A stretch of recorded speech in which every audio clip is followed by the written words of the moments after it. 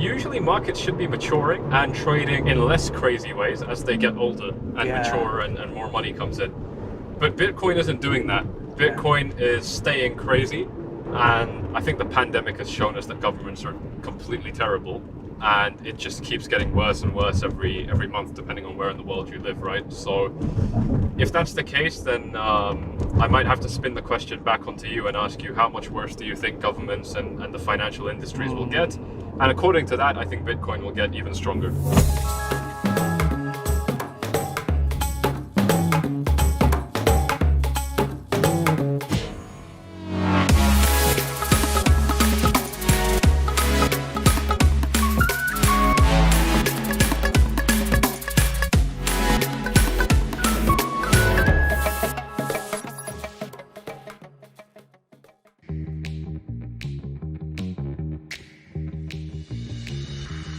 Is your crypto working for you? It can be with yield farming. But what are the risks? Hacking, volatility, poor smart contracts, scams. Even if you overcome the risks, there are still limitations. Do you have $1 million to invest? Yield farming is a very complex, time-consuming, and expensive process. Can you imagine that not only you need to possess advanced skills to mitigate your risk and check smart contracts, but also you need to quit your job? In order to get the highest return, you need to manage thousands of platforms and check protocols around the clock. Well, not anymore. We're proud to announce the Swissborg Smart Yield account. It's now possible for anyone to earn yield on most of your cryptos, such as USDC, Bitcoin, Ether, BNB, and only starting with 10 euros with a tap of your finger. So how does it work?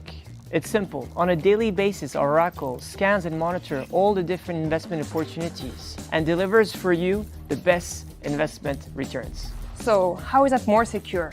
Not only do we assess the best risk-reward ratio, but also your assets are protected by our MPC technology and our safety net program. And how it does deliver return? Well, because our system is scanning the market every single day, you get the optimal return on that day. How do you get started? It's easy in 3 different steps. The first one, you deposit. The second one, you start the yield program. And the third one, you start relaxing, enjoying your passive income. So guys, you know what to do. Subscribe to the Smart Yields, buckle up, and enjoy the ride.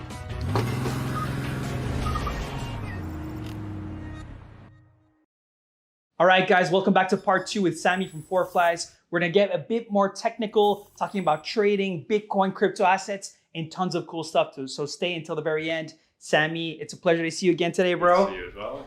Awesome, man. So first of all, thank you so much for all the inspiration last time. You know, you really shared some great knowledge and great stories. And now I have to ask you about trading specifically. And the simple first question that I think is very valuable to many people are the do's and don'ts. You know, a lot of people talk about you should do this, you should do this, you should do this, but don't emphasize the don'ts as well so much, because it's all about building the right habits and eliminating bad habits. So if you don't mind sharing some of the great lessons you've learned through your trading career. So I don't want to cover the basics that everyone always talks about, because you can Google that in 5 seconds and see the same stuff. But the first main don't that I want to cover is about taking unnecessary risks. And it's not for the same copy-paste reasons that most people have read with research. A big reason to not take these unnecessary risks is that when you take these kind of risks and you lose money, you get hit in 2 ways. Number one, you get a financial loss, which is difficult to recover from. I always give the same example on my YouTube channel. If you lose minus 50%, you need to double your money to break even. So you are screwed. Like, it's very, very hard. You need to work double as hard to make that money back. And that leads to number 2, because you're screwed and you need to work double as hard, now your psychology has taken a hit. So the next time you want to get into a trade and you actually might see a really good opportunity, you know how badly you messed up the last time, and now you know you have to recover that 50% loss, for example, and you just won't commit to a good idea. You might commit with less money than you should have, or there could be any number of things that go wrong. And as I'm saying this, I know that many viewers are thinking, oh wow, that's me just yesterday or whatever. And that's where you pay a much bigger price than you originally think when you lose money. You know, people will set a stop loss. Okay, I'm fine to lose minus 30%, but are you fine to feel like shit the next day? And you know, potentially pass, because now it's opportunity cost. It's not just the money you lost yesterday, it's the opportunity you won't take tomorrow because you have no confidence in yourself. So you can avoid that by not taking unnecessary risks, by trading with less money, having more confirmations with different indicators, doing the things that you probably know you should be doing if you've read a trading book, best practices, things that other successful traders do, naturally, that you should do. Follow those kind of principles and you tend to avoid those problems. That's a big one. That's a really good one. And that's so true. Like when people think, I lost 50%, I just need to get 50% back. But it's no, like you said, it's 2x after that, right? Just to recover, not even to make gains. Exactly. And actually to lead on from that, a big part of it is, fortunately, it doesn't really apply right now. Most people have made money in this market. But when you have lost money, you're down by X%. It's not a case of, oh, wow, okay, I need to recover back to break even. The correct way, in my opinion, to look at this is now my new starting point. And how do I go back up? Because there's just too much pain involved if you think about the struggle to break even. And that, as a trader, you need to be able to have very strong thinking, you need to be able to be very, very neutral in your analysis and then suddenly switch to being extremely biased, because you don't make money unless you're biased. And you can't balance those psychological problems if you also feel like shit. And that's why one of the first steps, and it's not easy, but of course, like what do you expect? It's trading, right? Like you're trying to shortcut your way to millions or whatever. I don't know what the goals are for viewers, but no one's trying to get coffee money. We're trying to get Lambo money, right? And yeah, there's going to be challenges, and I think this is a big one.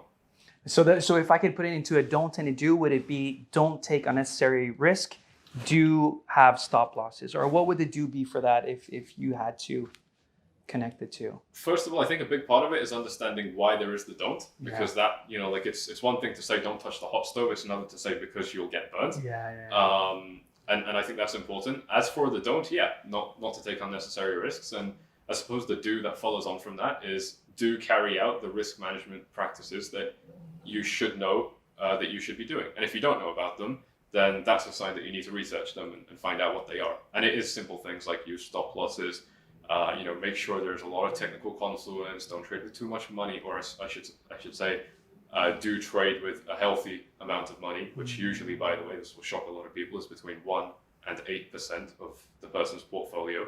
If I've got $100 in my trading account, I personally will never trade with more than $8 to $15, and 15 is the absolute peak. It's usually between $3 and $8, something like that.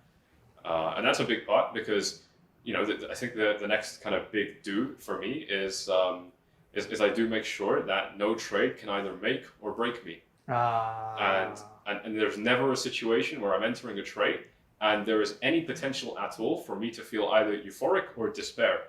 And by avoiding those, I don't get a high. Like, let's say I've made a lot of money, now I feel really confident. Next time I'm going to take an unnecessary risk and lose it all. That doesn't happen because, I might make plus 80% profit, but it would be on $100. Who cares? It's $80. It's not a big deal. If I did it on 100,000, all of a sudden I'm thinking, okay, now we're talking about like half the cost for a Lambo. That's exciting, right? That's where the problems come in. And so this is another, it goes back to risk management, trading with less money. You'll see that a lot of problems people have in trading, it comes down to being overexcited or trading with too much. And so by removing the potential for despair or euphoria, you can really avoid the big issues in trading. That makes a lot of sense. It reminds me of one of Warren Buffett's quotes. I think it's something like, you will see who's swimming naked once the wave goes down, those who haven't managed their risk and stuff like that. And I don't know, have you heard of that quote? I haven't, but it makes sense. I think it's saying basically that eventually what is there will surface, and either you're exposed or overexposed or whatever. If you have swimming trunks or if you're naked in the water. Yeah. That makes sense. And actually before we talk about the waves, obviously by the end of the interview, I want to ask you about the current bull run, how long it may last or may not last. That's a question that many people are worried about because of the trauma from 2018. But we'll cover that a little bit later, guys, I promise you. But still sticking to the do's and don'ts, any other like lifelong lessons that you learned through trading where you think, oh, this was... Maybe even you learned it the painful way, right? It's something that hurts you and then you thought, okay, but this is a chance for me to improve, become a Sammy 2.0. What came to mind immediately when you asked me that was the fact that to be a good trader, you need to constantly focus on your own self-development and being honest with yourself. And I don't even need to go into the reasons for why that's good for the rest of your life. Business, relationships, parents, whatever, it's an amazing quality to have, being honest with yourself. And trading forces that, because if you can't face the fact that one day you took an unnecessary risk because you saw some other YouTuber flexing his 80% profit and you thought, oh my God, I can't have this, why can't I? And then you took a stupid risk. Like, you need to be able to look yourself in the mirror and understand that you were an idiot and not do it again. There needs to be that element of, okay, you feel the pain so you don't do it again, and then you take the lesson away from it too. And trading forces you to do that. So while I can't think of a specific situation like that, I can absolutely guarantee that I go through that process like every month at least, where I feel like shit because of a bad decision, and then I kind of sit with it. I make sure that I've written it down on my journal. That's another big do. Keep a trading journal. This is absolutely essential because we analyze the charts, but we don't analyze ourselves. And a trading journal allows you to do that. Every single major win streak I've ever been on ever has come from keeping a trading journal. Really? Yeah, like, no, it's crazy. It's like it's as useful as a seatbelt is in protecting you from a car crash. That's how essential I see it. It's such a small step. It'll take you 5-10 minutes, but the rewards are, hopefully you double your wins, you halve your losses, kind of thing. That's super cool. So what exactly was it an example of what you put in your journal? Is it something that you've done you're not happy about? Is it a failure? Is it a success? Is it a tip for you, the Sammy of the future? Yeah, all of them. So it would be, here are the reasons I entered a trade, the technical reasons. There was a rising wedge, RSI, whatever, volume. I would write down these reasons. I would write down the reasons I shouldn't have entered. These are like, well, yes, we had a rising wedge, but there wasn't enough volume, stuff like that. And this will help me, when I've got 10, 20 entries, this will make me see, all right, so these signs were quite useful to follow. These ones were quite unreliable. And that's how I've come to a very strong conclusion that the RSI is useless, for example. I strongly believe that. It depends on how you use it, of course, but it's pretty bad in my opinion. Like, I came to that conclusion because I couldn't use it properly in my trading journal. It led to failing trades. Another thing I would take into account is my physiological state. Am I well rested? Drugs the previous day, alcohol, whatever. Did I eat well? Have I been fasting for more than 24 hours? Stuff like that. These things can all impact your trades. Yeah. It could even be like, I only took a shower yesterday, I didn't shower today. It really, and the reason I give very benign examples like that, oh, okay, today I'm wearing a green t-shirt, is because when I coach people on how to fill in their trading journals, one of the things I'll really hit home on is no detail is small enough. You can remove details afterwards, but you can't add them later because you'll forget. And so that's really, really important. And yeah, then there's also that brutal honesty. I made a mistake by entering the trade, but why did I decide to rush into it? Is it because somebody was flexing a profit and I saw it on Twitter and then I felt bad because I can't make that money? Okay, well, that's a sign that when I'm trading, I shouldn't be opening Twitter because it makes me feel a fear of missing out. You can't learn these things about yourself unless you document them. Yeah. And that's a big part of my success so far. That is so cool because it really feels like on top of Twitter where you can maybe go back and look at a few of your calls and stuff like that, but here is really deeper, right? It's the nitty gritty of yourself and understanding who you are. Yes, and it better be uncomfortable. That's how it works. And you keep it to yourself. No one else needs to read it. But that I think is very, very important. It's a trading health check. Yeah, exactly. But like you do this and it's kind of like a meditative process. You ask yourself everything about trading and then that works really well. So next time you're like, okay, well, what can I do about my personal relationships too? And you just kind of build that skill. Yeah. And that has been, as a young guy for me, like, someone has to either teach me those lessons or I need to get hit on the ground and learn them. But trading taught me them, which was very efficient. That's super cool. You just mentioned like just before, like an ascending triangle, then you talked about RSI. So, I try to always stress this, that technical analysis comes between chart patterns and technical indicators together. There's two main types. Could you tell us a little more about that? Like, do you love seeing the graphs as a chartist? Do you love specific technical indicators? What are the things that you like at this point? You just said RSI. I'm highly convinced that it's not that useful. Actually, other traders have told me the exact same thing in previous shows. But can you tell us a little more about that balance between chartist and technical indicators? Yeah. First of all, on the note of the RSI, the reason I don't like it is it's usually one of the first indicators that people learn. And it looks very easy to understand, but it is inherently misleading by saying things like, when it's high, it's overbought. Yeah. No, it's the relative strength index. When it's high, it means it's relatively strong. And so it's very misleading, just by its names. Anyway, the core kind of analysis that I like is more so chart patterns. I don't focus too much on the technical indicators because one of the crude jokes I use about this is, people will slap on a bunch of indicators that are very, very complicated to compensate for what they don't have. And, this is like, I got a big car, I don't have anything downstairs kind of thing, like that joke. And so I mainly focus on chart patterns. It's a very good display of psychology. If the price goes up and then it trades sideways, that is a display of, before there was a lot of momentum in the chart. Now people are a little bit scared. With time, someone like Elon Musk can come along and pump the price up. And now the chart has had enough time to consolidate. People have had enough time to digest the fact that now Bitcoin's current price is 45,000.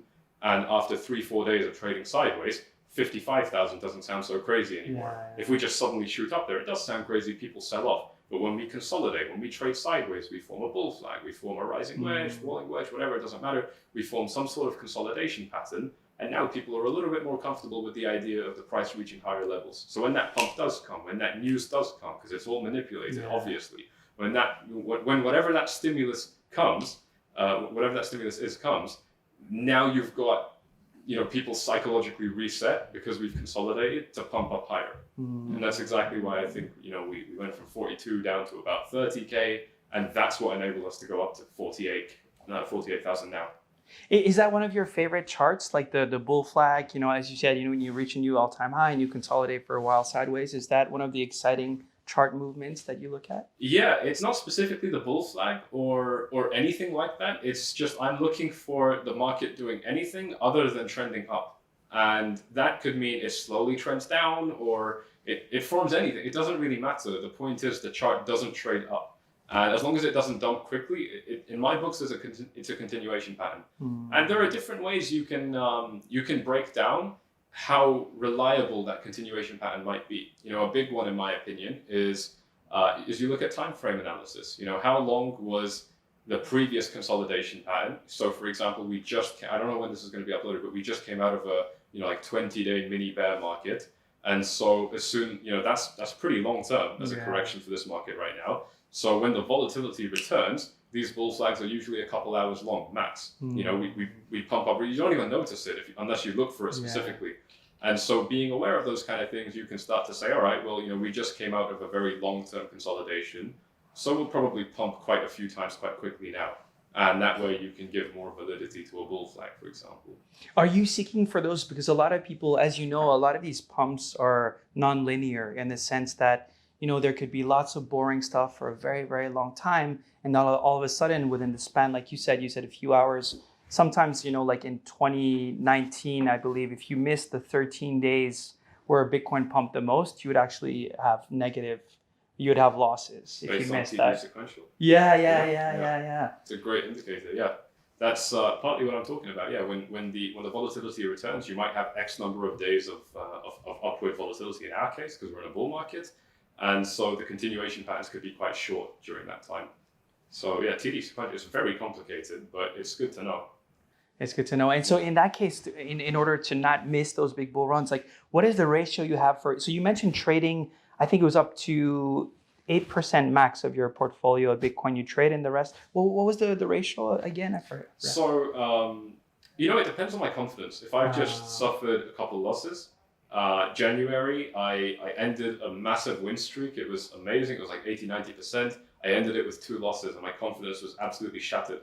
So my next trade went down from, maybe like a 10% allocation down to 1.5%, for example. This is pretty extreme, but it's a very good way of limiting risk when you're trading badly, because a lot of the time, you might enter a loss streak, but you want to, and so I would take more steps. Like recently I had a losing position, which could have become a minus 20% loss, but I closed half of it at break even, because I was thinking, well, I still want to be in this trade, but now I'm not so sure. So I'll just, limit my risk a little bit more and close the position early. So there are a lot of different practices you can take, and one of them is, I choose to trade with less percentages of my portfolio.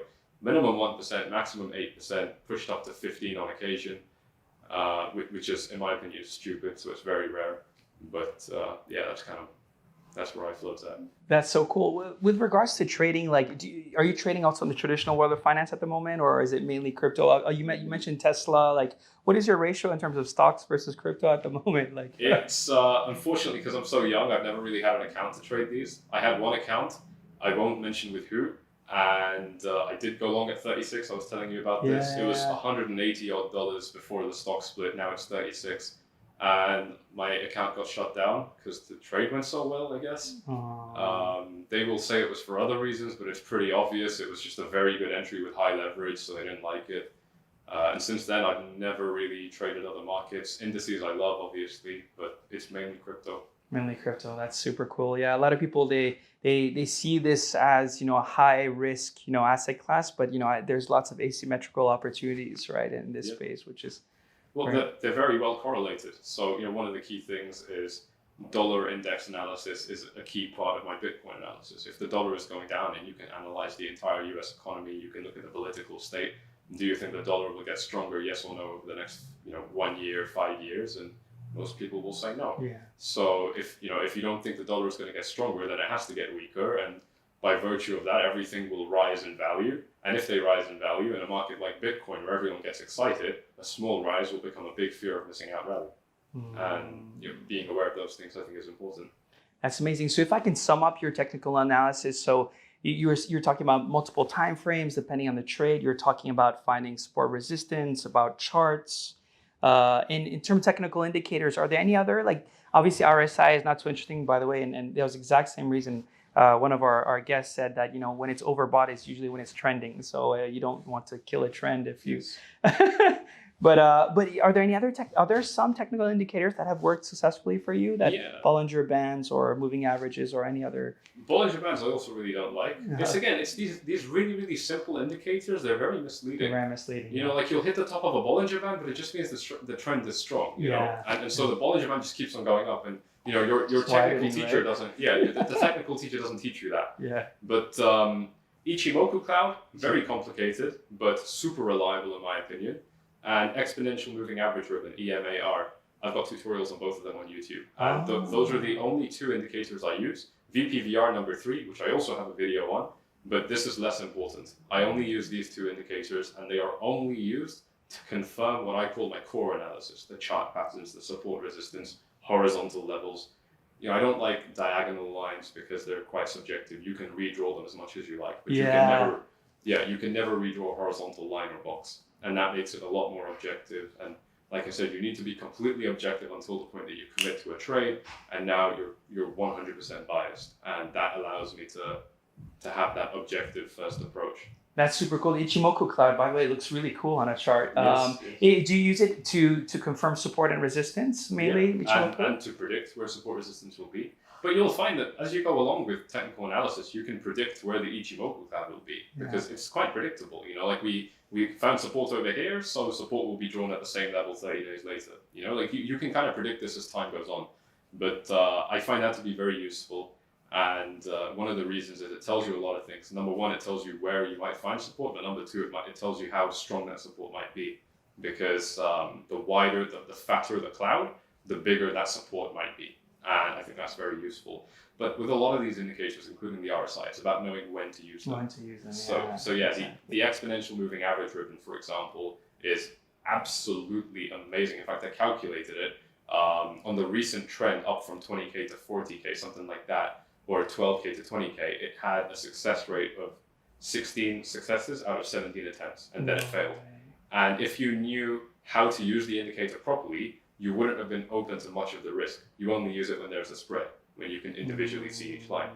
And if you knew about this before, it would have been very reliable to trade, which is what enabled me to take my long position and ride a very nice game. That's super cool. The exponential moving average, that is, yeah? Yes. Which time frames do you use, like, for, and which specific, 4 hour, in my opinion, is the best. I like that time frame a lot. I also use the 1 hour and 1 day, and that's pretty much it. I might occasionally zoom in onto the 5-minute or 15-minute time frames. The problem here is now there's a lot of new data coming in all the time, and new traders, they make this big mistake of thinking that the more I trade or analyze, the more money I'll make. And I can't think of any worse approach than that. So it's very, like, I deliberately, when I started out, I had to make a strong point out of not analyzing anything less than 1 hour, because you get a new piece of data every 5 minutes on the 5-minute time frame. That's going to make a gambler gamble. Yeah. And so I only look at it to confirm what the larger time frames tell me. Large time frames tell you. Yeah, absolutely. It's just like validation, right, for the Exactly. Just a small bit of extra confirmation. Extra confirmation and like confidence. Yeah. That's super cool. I have to. You get along really well with Anthony Laswamier, who just came on the show recently, and he's been in trading, investing, and finance for 15 years now. I want to get your take on this. He told me, and he loves data. He told me one of the most intriguing data sets that he's ever seen across traders in his previous company, where they took a sample of 900 traders over the course of 7 to 8 years, I believe. So lots of data on their behavior. And he said the biggest issue for people who lose money on a trade is the fact that we as human beings, where we enter this cycle, this routine where we get paid monthly salaries in 30 days, we get annual salaries, we have daily goals, weekly goals, and he said by setting these specific goals or timeframes, that rushes people sometimes to think, I need to make X amount in trading this month. And that takes them out of long-term sustainable habits because they feel the pressure to have a specific target. This sounds may sound a little bit crazy, but he just feels like society puts us in a position where, because everything is for a specific time frame and we have specific targets, it could flaw traders' decisions. How do you feel about that? Is it a bit too far-fetched, too crazy, or what's your response? No, it's a very common first approach that people take, and I spoke about this yesterday on the live stream, where a lot of people, they do come into it aiming for a dollar goal or a percentage gain goal, and that's okay. It's good to have one generally, because then you have an exit plan, as long as you use the exit plan. That's very important. The focus that I think is much more important than that is developing and refining a good system. And when that becomes your focus, and a good system would mean, you use X indicators, look for X confirmations, whatever. You make your own system, this much money in each trade, that kind of thing. When you make that your focus, you get taken away from, I need to make this amount by the end of the month, otherwise my friends will think I'm a bad trader or whatever, that kind of thing. You move away from that, and your focus becomes more so, okay, how do I actually trade better? Yeah. It's not about the reward, it's about how do I push this cart towards the reward. Yeah. And I think it's almost like, one person is looking at the trophy and the other person is walking towards the trophy. And walking towards the trophy is the guy who develops and refines a good system. That system will always need refining, it never stops. So it's more of a journey than a destination, right? Yeah, and by taking that approach, you will get to the destination. That's exactly, and you'll get to multiple destinations, right? Because you're not forcing it, right? You cannot force a market to do what you said. No, and it's a lot more grounded and a lot more realistic when you focus. When you tell yourself, right, my focus is on the system, you limit the desire to then take a 100x trade on Doge. Yeah. It's just, now you want to do things that are a little bit more sensible because you're focusing on a system, not on $5,000. Whatever. Yeah.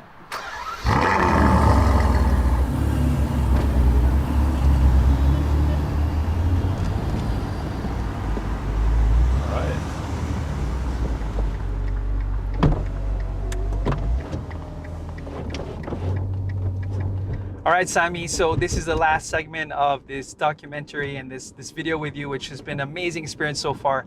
And obviously, since we're heading somewhere, I would love to connect that to the markets and figure out just your idea of where we're heading with the current bull market. How long will it last? What are you seeing happening this year? And anything that can help us see your vision would be amazing. Yeah, so for this bull market, obviously one of the big questions people ask is, how long will it last now? And one of the key metrics that I would use to answer that question is, so in short, my answer is I don't know, but one of the key metrics I'd use to answer that question is, how long has it been since we exceeded the prior all-time high? And in our case, the prior all-time high was $20,000. We exceeded it in December 2020. And so it's been about 2 months since we exceeded the previous all-time high. And to me, that means there's a lot of potential for this to continue for a long time. When we exceeded the all-time high in the previous bull market, 2016, we still were bullish for another year and a few months, if I'm not mistaken. So I think that there's a lot more juice left in this market going off of that, and the fact that now we're seeing real adoption, and there's there's a lot of fundamental reasons to be very excited, as there always is.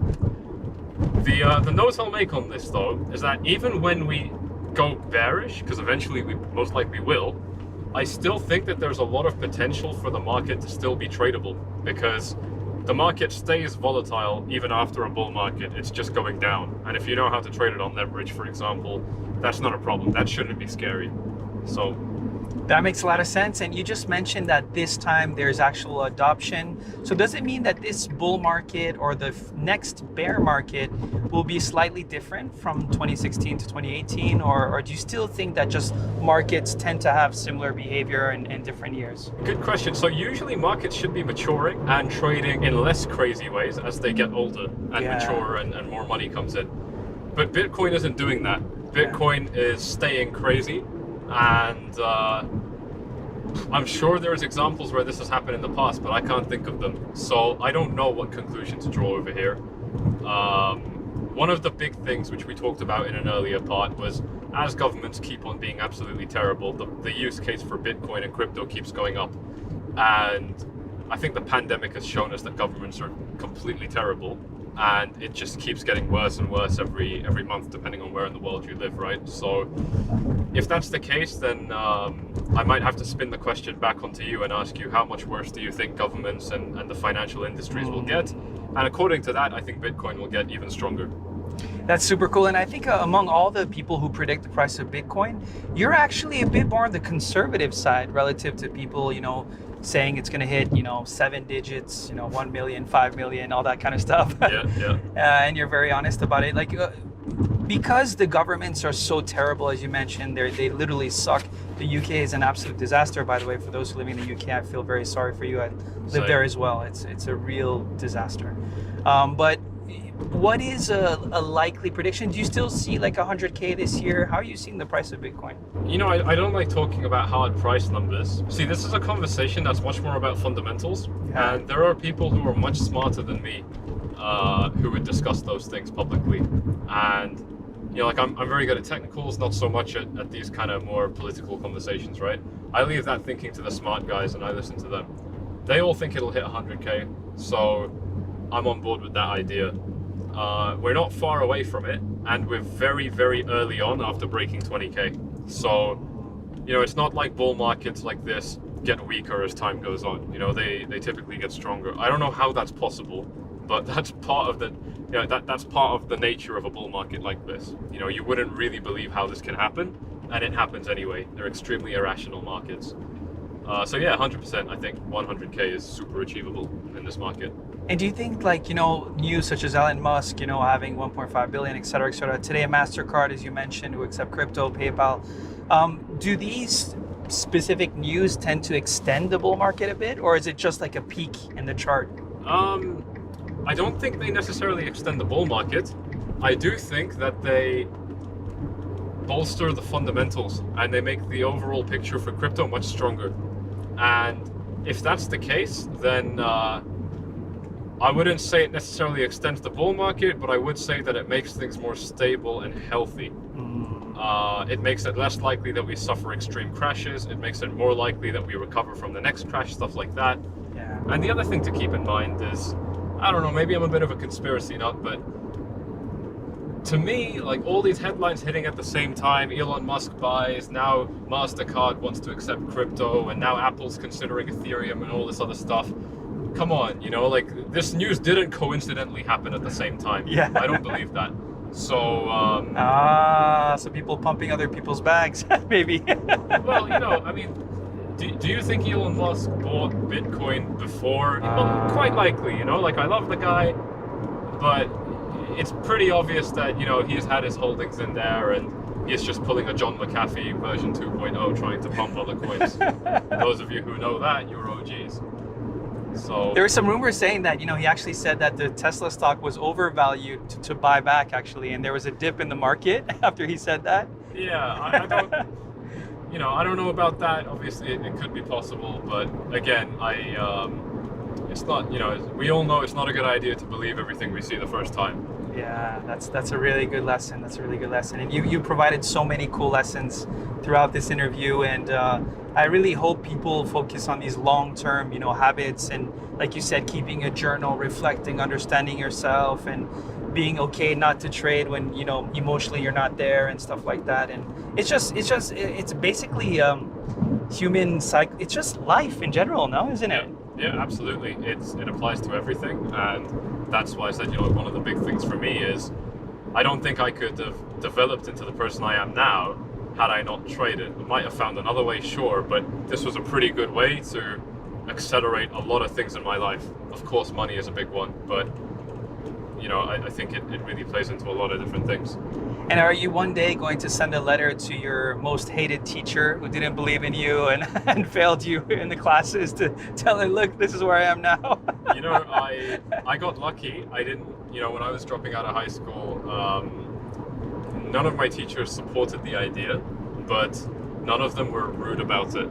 Because I didn't seriously entertain the idea of dropping out of school until I had, like a few $100K or whatever, so, and that's pretty good, to live off. And the idea was, if I screw up, I don't have to be homeless for at least 2 or 3 years. I can find a job at Tesco, well, whatever, Carrefour, Walmart, wherever,